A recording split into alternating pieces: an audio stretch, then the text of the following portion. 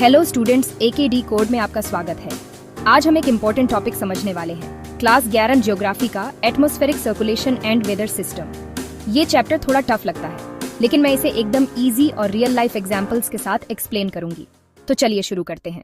Part 1, atmosphere और air pressure का connection. हवा हमेशा हाई प्रेशर से लो प्रेशर की तरफ चलती है। जब धूप ज्यादा होती है, एयर गर्म होकर लाइट हो जाती है, ऊपर उठती है। जब ठंडी होती है, एयर हैवी हो जाती है, नीचे गिरती है। इसी प्रोसेस की वजह से सर्कुलेशन बनता है।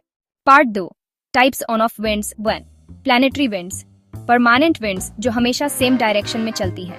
Example, trade winds, westerlies, polar winds.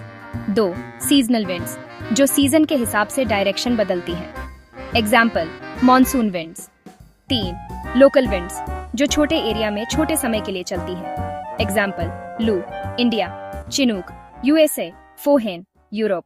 Part 3, global atmospheric circulation. पूरे अर्थ पर 3 बड़े सर्कुलेशन सेल्स होते हैं। वे हैडली सेल, इक्वेटर के पास। 2, Ferrel cell, mid latitudes. 3, polar cell, poles के पास।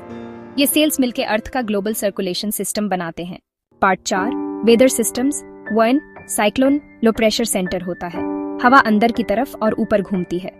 रिजल्ट, स्टॉर्म्स, बारिश, strong winds. 2, anticyclone, high pressure centre होता है। हवा बाहर की तरफ और नीचे जाती है। Result, clear sky, dry weather. Part 5, Indian monsoon. India के लिए सबसे इंपॉर्टेंट वेदर सिस्टम। समर में समुंदर से लैंड की तरफ हवा चलती है, बारिश होती है। विंटर में लैंड से समुंदर की तरफ हवा चलती है, ड्राई सीजन होता है।